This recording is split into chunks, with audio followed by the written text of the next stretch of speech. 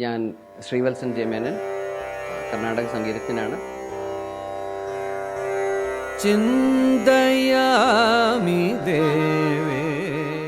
ചിന്തയാമി ദേവേശം എന്ന വരികൾ പ്രകാശ് വർമ്മ എഴുതി ഒരു ദിവസം ഇങ്ങനെ രാവിലെ എനിക്ക് തരികയാണ്. ഇങ്ങനെ ചിന്തയാമി ദേവേശം ഞാൻ പൂർണ്ണത്രയീശനെ കുറിച്ച് എഴുതിയ ഒരു രാഗമാലികയാണ്.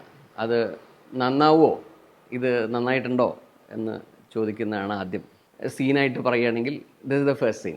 ചിന്തയാമി ദേവേശം എന്നുള്ളതാണ് ആദ്യത്തെ വരി. ആ വരി കേൾക്കുമ്പോൾ തന്നെ അതിനകത്തൊരു മെലഡി രജിസ്റ്റർ ചെയ്യാൻ പറ്റുന്ന ഒരു തുടക്കമാണ്. അപ്പോൾ നമ്മൾ ഭാവയാമി രഘുരാമം എന്ന് പറയുന്ന പോലെ, നിധിജാല സുഖമ എന്നൊക്കെ പറയുന്ന പോലെ അങ്ങനെയാണ് ചിന്തയാമി ദേവേശം. ഓഫ് കോഴ്സ് ഒരു സ്തുതിയാണ്, കഥയാണ്, സന്താനഗോപാലമൂർത്തിയെക്കുറിച്ചുള്ള കഥയാണ്. തൃപ്പൂണിത്തുറക്കാരനായിട്ടുള്ള ഞാൻ തൃപ്പൂണിത്തുറക്കാരനല്ലെങ്കിൽ കൂടി ഇപ്പം ഞാൻ തൃപ്പൂണിത്തുറക്കാരനായിട്ടാണ് അറിയപ്പെടുന്നത്. പ്രകാശ് വർമ്മ തൃപ്പൂണിത്തുറ സന്താനഗോപാലമൂർത്തിയെക്കുറിച്ച് എഴുതി. അപ്പോൾ അത് ചെയ്യാനുള്ളൊരു ഭാഗ്യം കിട്ടുക എന്ന് പറയുന്നതാണ് എനിക്ക് ആദ്യമായിട്ട് തോന്നിയ കാര്യം. പക്ഷെ ഞാൻ ഇത്തിരി സമയമെടുത്തു ആക്ച്വലി.